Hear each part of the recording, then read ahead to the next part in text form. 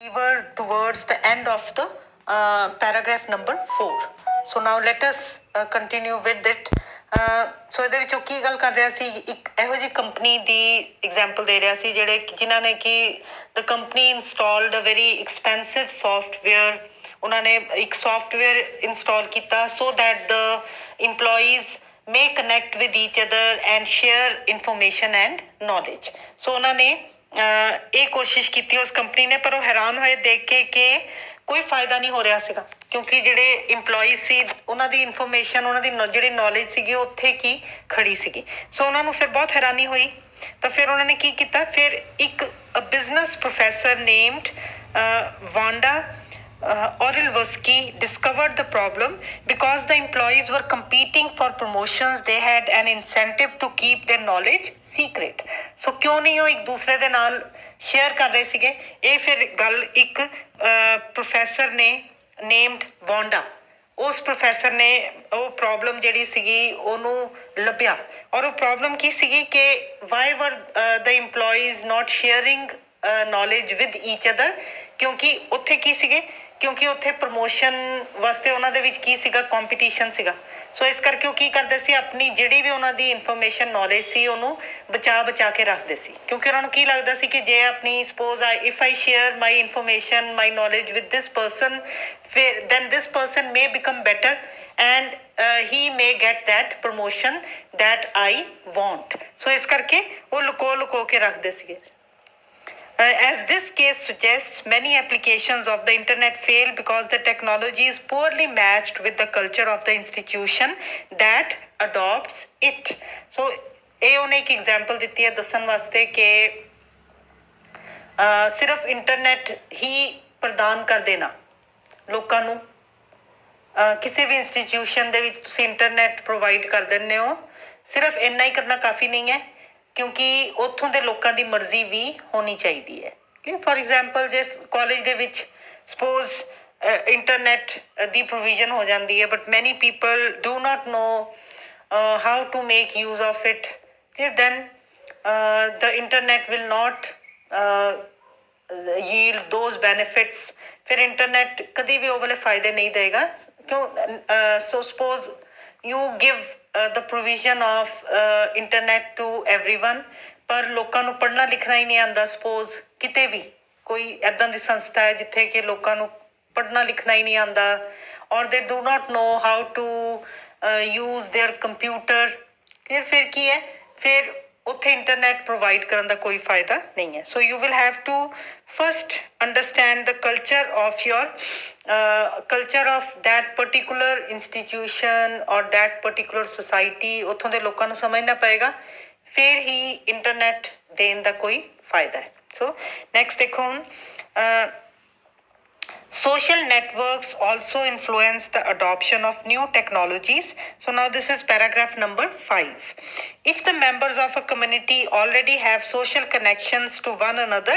then they are more likely to benefit from technological connections. So ਫਿਰ ਉਹ ਕੀ ਕਹਿੰਦਾ ਹੈ ਕਿ ਜੇ ਪਹਿਲਾਂ ਤੋਂ ਹੀ ਸਮਾਜ ਦੇ ਲੋਕ ਕਿਤੇ ਜੁੜੇ ਹੋਏ ਹੈ, ਪਹਿਲਾਂ ਤੋਂ ਹੀ ਉਹ ਵਾਲਾ ਸਮਾਜ ਇੱਕ ਦੂਜੇ ਦੇ ਨਾਲ ਜੇ ਜੁੜਿਆ ਹੋਇਆ ਹੈ, ਫਿਰ ਜਦੋਂ ਆਪਾਂ ਉਹਨਾਂ ਨੂੰ ਇੰਟਰਨੈਟ ਦੇ ਮਾਧਿਅਮ ਨਾਲ ਇੱਕ ਦੂਜੇ ਨਾਲ ਜੋੜਾਂਗੇ, ਜਿਹੜੇ ਸੋਸ਼ਲ ਸਾਈਟਸ ਦੇ ਮਾਧਿਅਮ ਨਾਲ, ਫੋਰ ਐਗਜ਼ਾਮਪਲ ਫੇਸਬੁੱਕ ਵਗੈਰਾ ਦੇ ਨਾਲ ਜੇ ਜੋੜਾਂਗੇ, ਜੇ ਪਹਿਲਾਂ ਤੋਂ ਹੀ ਜੁੜੇ ਹੋਏ ਤਦ ਹੀ ਉਹਦਾ ਫਾਇਦਾ ਹੋਏਗਾ ਉਹਨਾਂ ਨੂੰ ਇੰਟਰਨੈਟ ਪ੍ਰੋਵਾਈਡ ਕਰਨ ਦਾ। Every culture has its own distinctive practices for creating and maintaining social networks, and a society will be healthier in political and economic terms when these practices are functioning well. So ਫਿਰ ਉਹ ਕੀ ਕਹਿੰਦਾ ਕਿ ਹਰ country ਦਾ, ਹਰ ਇਸੇ ਤਰ੍ਹਾਂ ਹਰ community ਦਾ, ਹਰ ਸਮਾਜ ਦਾ ਆਪਣਾ ਤਰੀਕਾ ਹੁੰਦਾ ਹੈ ਇੱਕ ਦੂਜੇ ਨਾਲ ਜੁੜਨ ਦਾ, ਔਰ ਉਹ ਵਾਲੀ ਜਿਹੜੀ ਸੁਸਾਇਟੀ ਹੈ ਉਹ ਸਿਹਤਮੰਦ ਹੁੰਦੀ ਹੈ ਜਿਹਦੇ ਵਿੱਚ ਕਿ ਲੋਕ ਇੱਕ ਦੂਜੇ ਦੇ ਨਾਲ ਜੁੜੇ ਹੋਏ ਹੈ। ਇਹ ਹਰ ਤਰ੍ਹਾਂ ਦੇ ਨਾਲ ਉਹ ਵਾਲੀ ਕੰਟਰੀ ਜਿਹੜੀ ਹੈ ਉਹ ਬੈਟਰ ਪਲੇਸਡ ਹੁੰਦੀ ਹੈ, politically it is more stable, and also economically it is a strong community that has connections, that has links with one another. For example ਉਹ ਕੀ ਕਹਿੰਦਾ ਕਿ ਹਰ ਕਮਿਊਨਿਟੀ ਦਾ, ਹਰ ਸਮਾਜ ਦਾ ਆਪਣਾ ਤਰੀਕਾ ਹੁੰਦਾ ਇੱਕ ਦੂਜੇ ਦੇ ਨਾਲ ਜੁੜਨ ਦਾ। ਉਹਨੇ ਕਿਹਾ ਨਾ every culture has its own distinctive practices for creating and maintaining social networks ਕਿ ਹਰ ਸਮਾਜ ਦਾ for example in India how do we connect with each other ਕਿਸ ਤਰ੍ਹਾਂ ਆਪਾਂ for example we pay visits to the houses of our known people we go and meet people in the evenings so ਹੁਣ ਤਾਂ ਇੱਥੇ ਵੀ ਬਹੁਤ ਘੱਟ ਗਿਆ but ਪਹਿਲਾਂ ਕੀ ਹੁੰਦਾ ਸੀ people used to go and pay visits to their acquaintances ਉਹਨਾਂ ਦੇ ਕੋਲ ਜਾਂਦੇ ਸੀਗੇ ਉਹਨਾਂ ਨੂੰ ਮਿਲਦੇ ਸੀਗੇ ਹੁਣ ਬਾਹਰਲੀਆਂ ਕੰਟਰੀਜ਼ ਦੇ ਵਿੱਚ you have to first inform them ਔਰ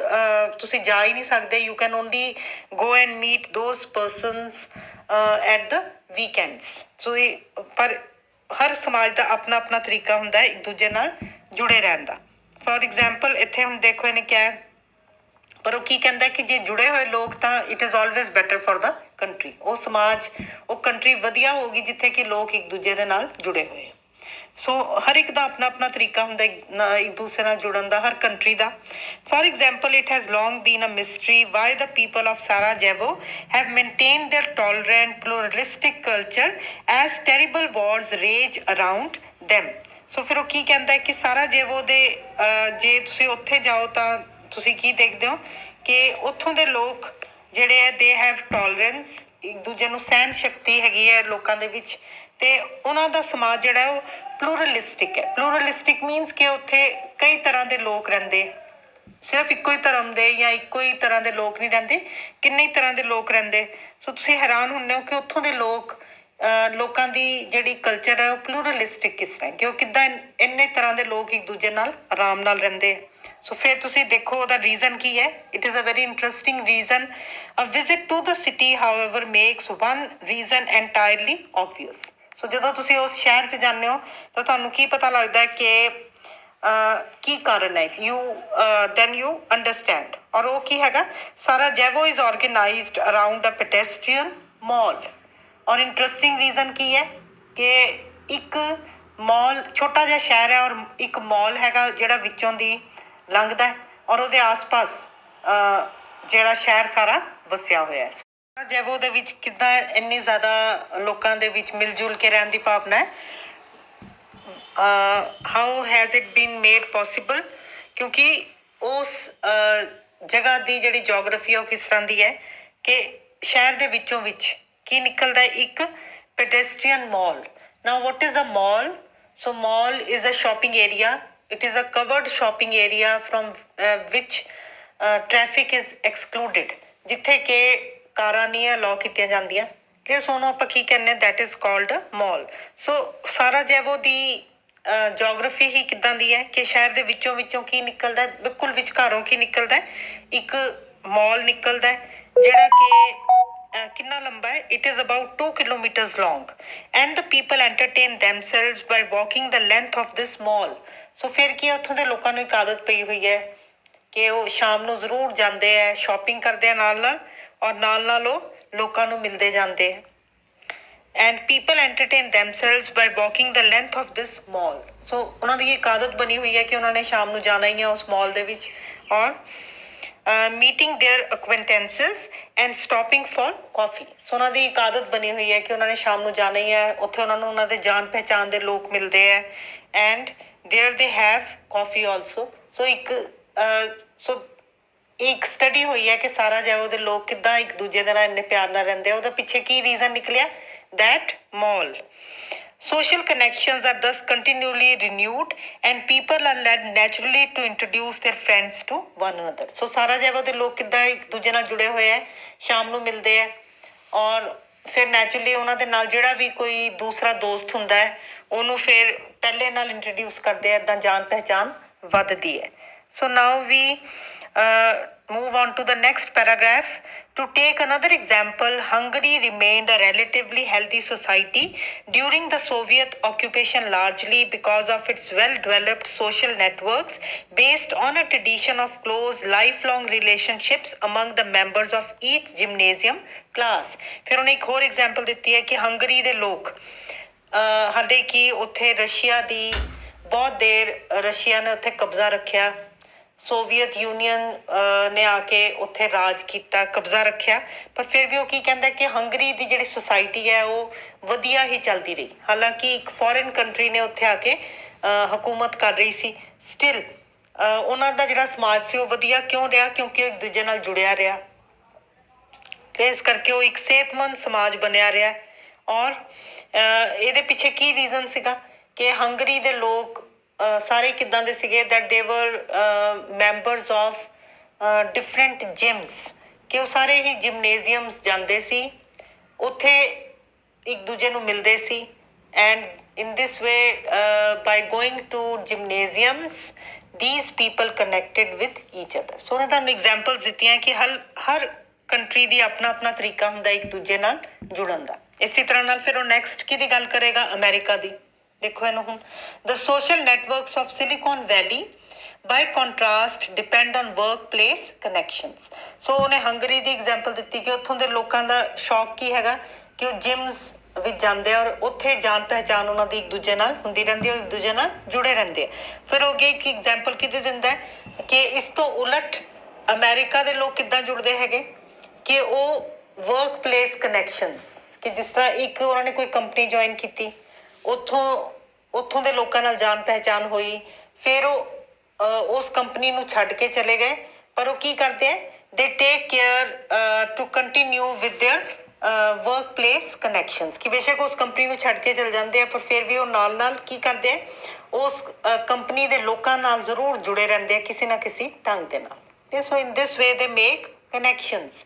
people frequently move to new jobs, ਕਿ ਉੱਥੇ ਇੱਕ ਰਵਾਇਤ ਹੈ ਕਿ ਲੋਕੀ ਇੱਕ ਨੌਕਰੀ ਛੱਡ ਕੇ ਦੂਜੀ ਨੌਕਰੀ ਨਾਲ ਤੇ ਚਲ ਜਾਂਦੇ ਆ, ਪਰ ਉਹਨਾਂ ਦੀ ਇੱਕ ਸਭ ਦੀ ਕੋਸ਼ਿਸ਼ ਕੀ ਹੁੰਦੀ ਹੈ ਕਿ ਜਿਹੜੀ ਕੰਪਨੀ ਛੱਡ ਕੇ ਆਏ ਉੱਥੋਂ ਦੇ ਲੋਕਾਂ ਨਾਲ ਵੀ ਉਹ ਜੁੜੇ ਰਹਿਣ। ਸੋ ਦੇ ਮੇਨਟੇਨ ਦੇਅਰ ਰਿਲੇਸ਼ਨਸ਼ਿਪਸ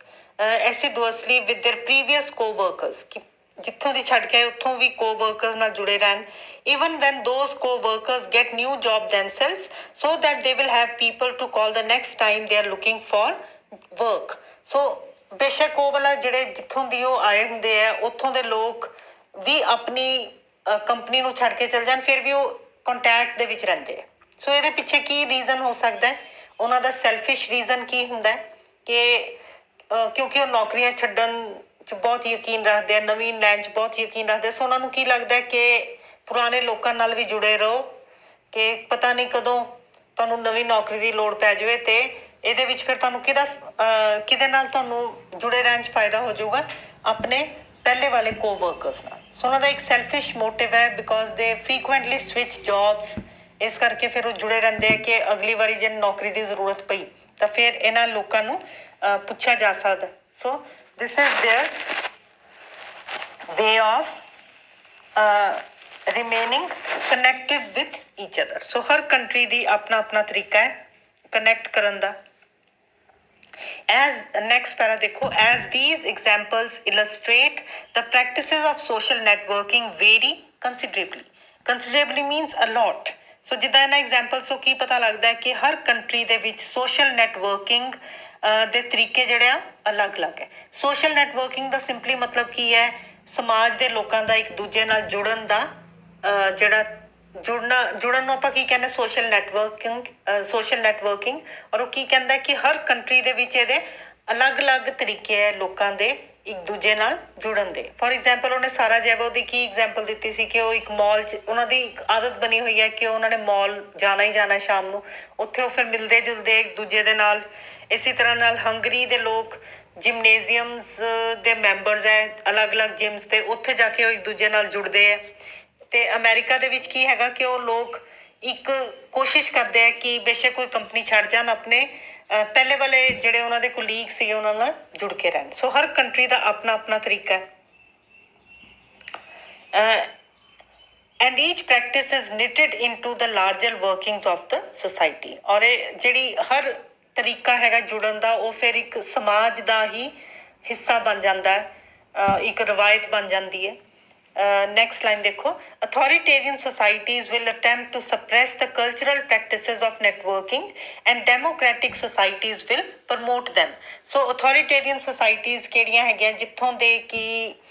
ਤੁਸੀਂ try to understand this way, ਜਿੱਥੋਂ ਦੀਆਂ ਸਰਕਾਰਾਂ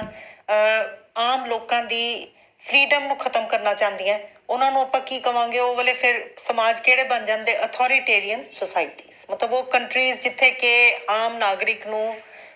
ਦੀ ਫਰੀडम ਨੂੰ ਖਤਮ ਕਰਨ ਦੀ ਉੱਥੋਂ ਦੀ ਸਰਕਾਰ ਕੋਸ਼ਿਸ਼ ਕਰਦੀ ਹੈ ਦੈਟ ਇਜ਼ ਐਨ ਅਥੋਰੀਟੇਰੀਅਨ ਸੁਸਾਇਟੀ ਤੇ ਡੈਮੋਕ੍ਰੈਟਿਕ ਸੁਸਾਇਟੀ ਕੀ ਹੈ ਦਿਸ ਯੂ ਨੋ ਜਿੱਥੇ ਕਿ ਹਰ ਨਾਗਰਿਕ ਨੂੰ ਆਜ਼ਾਦੀ ਦਿੱਤੀ ਜਾਂਦੀ ਹੈ ਕਿ ਉਹ ਆਪਣੀ ਤਰ੍ਹਾਂ ਨਾਲ ਸੋਚ ਸਕੇ ਆਪਣੀ ਗੱਲ ਕਹਿ ਸਕੇ ਆਪਣੀ ਤਰ੍ਹਾਂ ਨਾਲ ਜੀ ਸਕੇ that is a democratic society so ਕੀ ਕਹਿੰਦਾ ਕਿ ਆਮ ਤੌਰ ਦੇ ਉੱਪਰ ਜਿਹੜੀ ਅਥੋਰੀਟੇਰੀਅਨ ਸੁਸਾਇਟੀ ਹੁੰਦੀ ਹੈ ਉਹ ਕੀ ਕਰਦੀ ਹੈ ਉਹ ਹਮੇਸ਼ਾ ਹੀ so I make an and here